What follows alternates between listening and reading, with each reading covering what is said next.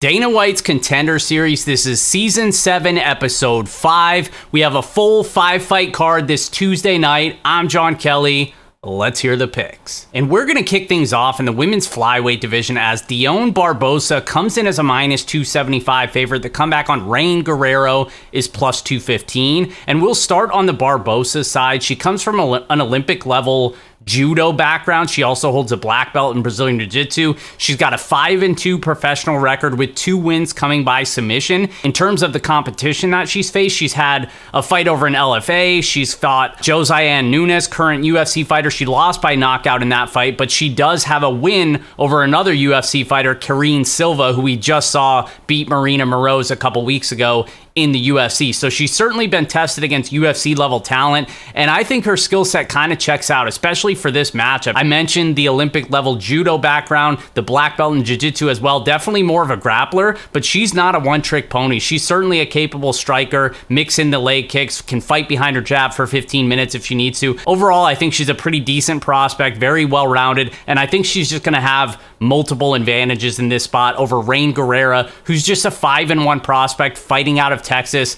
hasn't really faced anybody on the regional scene, to be honest with you. And in terms of her skill set, she's basically like the Walmart version of Lupita Godinez if Godinez just wasn't very good, because that's kind of what she tries to do. Is she's like a wrestle boxer, wants to, swing heavies just to close distance, peel you up against the fence, a lot of cage pushing, and eventually peeling her opponents to the ground. Now, I don't think she's going to have the striking advantage in this matchup. I don't think she's going to have the grappling advantage either. So I'm just struggling to see what her path to victory is for here. I think Barbosa is clearly the more proven fighter. I think she's going to have multiple advantages, and I think she gets her hand raised here. We're going Barbosa by submission. That's the official pick, and she's going to kick things off in the DGen parlay. Next fight up in the featherweight division, we have Kevin Vallejos, a minus 245 favorite. The comeback on Silva is plus 195, and we'll start on the Vallejos side. He's an 11-0 prospect. 8 of his wins have come by knockout, so we know he's got that early knockout power. He's just 21 years old, fighting out of Argentina, so he hasn't faced a ton of resistance on the regional scene. Most of those guys, typically lower level guys. He's actually good buddies with Francisco Prado, who recently got a win in the UFC, so shout out to him. But he seems to have a pretty solid skill set, a well-rounded skill set. He's a good striker. He can carry his power. He seems to have good cardio as well. He doesn't get extended very often, but the times where he has, it seems like he's just as fresh as he was early in the fight. So that's always good to see. And then he's not much of a grappler, but at times when he is able to find himself in those dominant position in grappling exchanges, he's got some really nasty ground and pound as well. So he just seems like a pretty well-rounded, young, solid prospect here. And I think he's the rightful favorite against Silva, who's a 10-2 prospect fighting out of Brazil. Basically just a one-dimensional power puncher, needs to land something big early. Most of his wins have come by knockout. Clearly a powerful guy, can fight from both stances, and clearly has that knockout power. But the times where we have seen him get extended, he definitely seems to slow after the first couple minutes after that initial burst. And here I just think it's really going to plague him against somebody that I think has kind of shown he's got solid cardio, can carry his power more than just for the first round. So I think the cardio dynamic is really going to favor Vallejos. And so far, I think Vallejos has proven to be pretty durable as well. I know he hasn't been tested much, so it's possible that Silva can land something big early, but I think he has to land something big early in order to win this fight. So I think Vallejos probably withstands the early storm, takes over late, and ends up breaking Silva down the stretch. We're going Vallejos by TKO. That's the official pick. Next fight up in the middleweight division, we have Dylan Budka, a minus 140 favorite. The comeback on Chad Hanekom is plus 110, and we'll start on the Budka side. He's actually stepping in on short notice for this matchup. He's previously fought over an LFA. He's a 5-2 prospect fighting out of Ohio, but he hasn't really been tested too much in terms of the regional scene. He actually just went pro last year, so he's pretty inexperienced. He only has really one quality level fight, and that was his most previous fight that he lost by decision. But he also, off the books, just fought this heavyweight dude in Florida or something, literally last Saturday. So I don't know if I like that, to be honest with you. Now stepping in on short notice, so he doesn't have a full camp. Last 13 short notice Contender Series matchups have gone 2-11, the fighter stepping in on short notice. So certainly kind of has the odds stacked against him. But On the feet, I do expect him to be the better striker. You know, he seems to carry power in his punches, going to be the more active striker of the two, can work the body, which you like to see. But he really relies on that wrestling. He comes from a collegiate wrestling background, wrestled Division II at Notre Dame, and that's been his path against basically all of his opponents, is he's just going to keep coming at you, looking for the takedowns, looking to submit you or land some ground and pound. But despite the collegiate wrestling background, he could also be taken down. You've seen in multiple fights, he's taken down. He's being put in bad positions as well. So even though he's got that wrestling pedigree, it's not like the dude's wrestling defensively is super, super solid. So that could be a key aspect here in this matchup against Chad Hanekom, who's going to be the bigger fighter, going to have a clear size advantage. I think he's the more proven fighter as well. You know, he's got more career fights, but against some pretty solid opponents. You know, he fought Ikram Aliskerov, who we saw fight on last season of Contender Series. That was a really close fight. You know, he was able to take him down.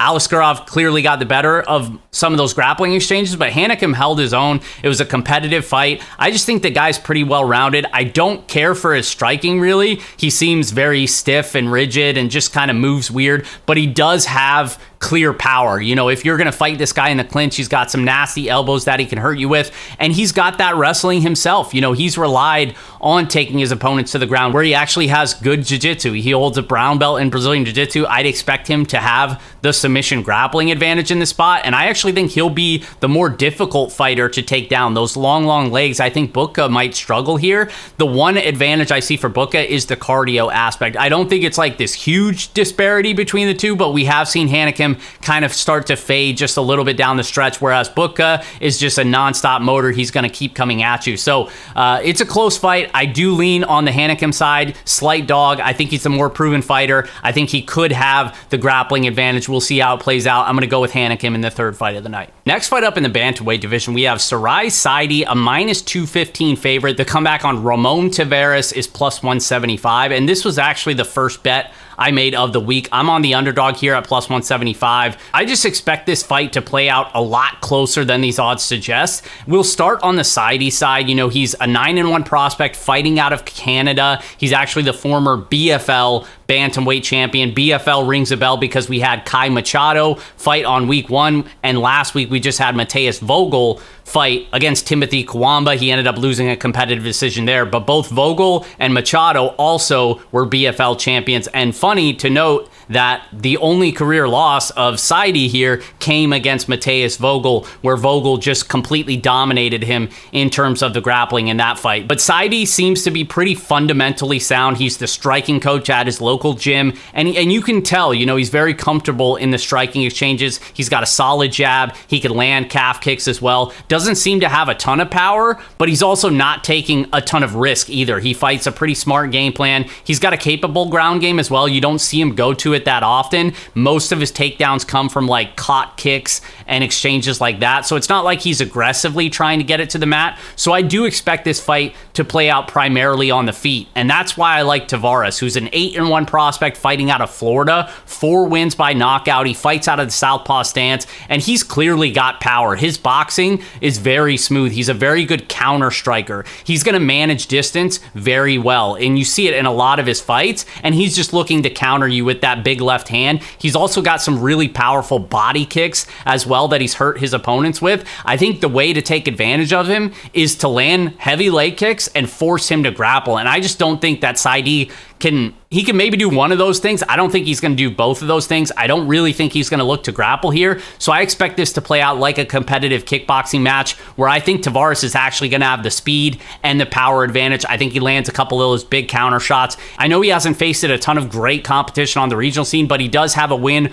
over former UFC fighter Martin Day, who he submitted in the first round. And his last fight too, I know the guy's record wasn't good, but that guy's basically last 4 losses came against former UFC fighters or guys that are still in the UFC. So it's not as bad as it looks, and I just think Taveras is actually the cleaner striker. So I'm going to go with Taveras here as a sizable dog. He's going to be the 4th pick in the DGen parlay. Which brings us to our main event in the light heavyweight division, as Bruno Lopes comes in as a -550 favorite. The comeback on Brendson Ribeiro is +400, and this is an exciting main event. I don't expect it to last long. Neither of these guys are accustomed him to seeing the final round. Across all of their fights combined, they've actually only seen the third round 4 times combined, each of them only reaching that third round twice. So it's going to be quick, it's going to be fast, it's going to be a lot of action from the opening bell, and I just think Lopes is kind of going to roll here. Not that I'm overlooking the Ribeiro side, but Lopes is a guy who I actually think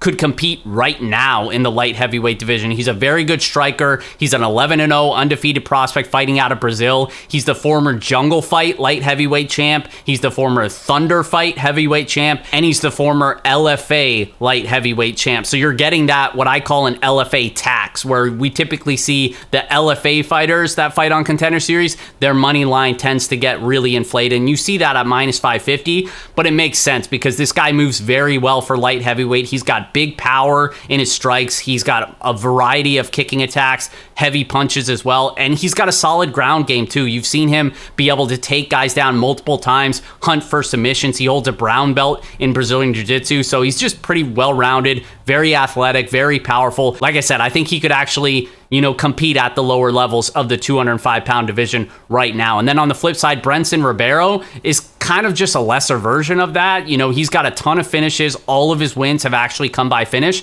but he's also been finished in 4 of his 5 professional losses. He's been knocked out twice, submitted twice as well. On the feet, you can tell he has clear power, but he's also just seems a bit too slow, to be honest with you. I think Lopes is going to move a lot faster. I think Lopes is going to be more powerful, clearly the cleaner striker. Ribeiro, I actually kind of like his ground game. You see him go to that multiple times, taking his opponents down, hunting for submissions. He's a purple belt in Brazilian Jiu-Jitsu. I just don't think that's going to be an advantage for him in this fight against Lopes, who I just think is going to be better on the feet and better on the mat. So Lopes is a big favorite, but I think it's pretty warranted. We're going Lopes by TKO. That's the official pick, and he's going to round things out in the DGen parlay. So to recap for the DGen parlay in the first fight, I like Dione Barbosa. She's a sizable favorite, but I do think it's right. I think she kind of dominates this fight with her grappling, with that ground game, and I think she's actually the cleaner striker as well. So she's a pretty big favorite, but we're going with her in the first fight. In the second fight, I like the young kid, Kevin Vallejos. He's probably going to have to walk through fire early against the powerful Silva, but I think that cardio and his ability to carry that power for multiple rounds is going to be the difference. So we're going Vallejos in the second fight. In the third fight, I like the slight underdog here in Chad Hanekom. I just think he's more proven. He's going to have a big size advantage as well, and I think he's the better submission grappler. So in a fight that I expect to see the judges' scorecards, I think he could get the better of these grappling exchanges and get his hand raised. In the fourth fight, it's my most convicted take of the card. I like the underdog here in Ramon Taveras. I think he's the better striker, straight up. I think Sidey is unproven, hasn't been tested at this level, and I think Taveras is going to catch him with one of those big counters and put him out. So we're going with him as a big dog in the fourth fight. And then, of course, in the main event, he's a big favorite, but I think it's warranted. I like Bruno Lopes, and I think he gets it done very quickly on Tuesday night. So that's it, guys. As always, I'll post my official plays for the card in the comments. I'll pin it at the top. Do me a favor, like the video and drop a comment. I definitely appreciate it. Best of luck, and we'll see you guys next time.